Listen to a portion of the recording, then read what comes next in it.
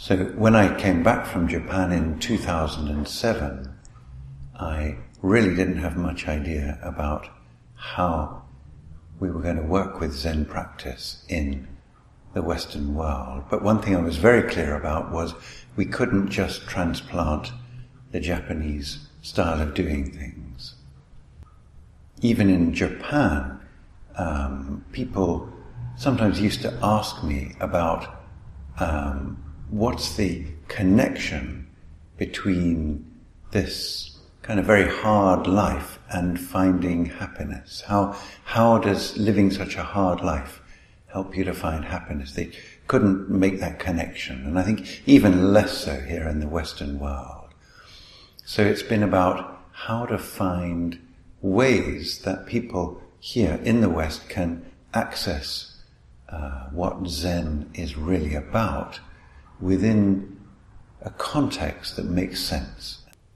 And what I found is the framework of Zen Master Hakuin, where he talks about the two wings of a bird to be a very fruitful kind of overarching way of approaching practice. So we have one wing of the bird, which is really about practices which are geared towards insight, towards finding out who you really are. And as we do this, as we develop this more refined, more penetrating view, we start to see how we really are.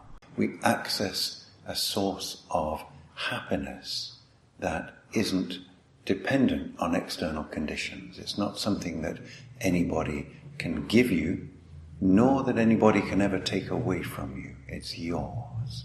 So that's this one wing of the bird.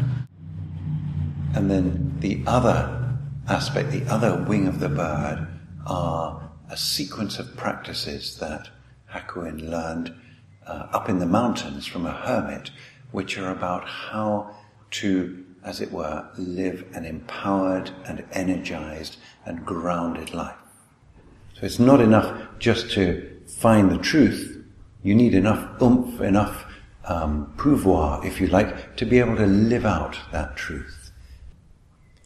Now, many people have some sense of that first wing of the bird, how meditation, and particularly in the Zen context, how Zen meditation practice can lead to deep and sustaining insights. The second wing of the bird, the grounding, energizing, empowering practices, aren't something that's so familiar with. Key within Zen is this term hara, which probably translates best as guts. When we think of guts in a language sense, we talk in English about a gutsy person, somebody who's got guts. And we also talk about somebody who has perhaps a gut feeling, like an intuition.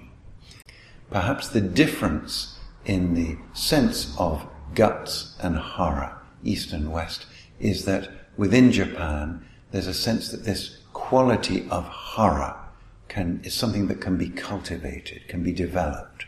As this develops, you take on a more energized, grounded quality. You also take on a kind of presence and charisma. And that's obviously of great advantage in life in general.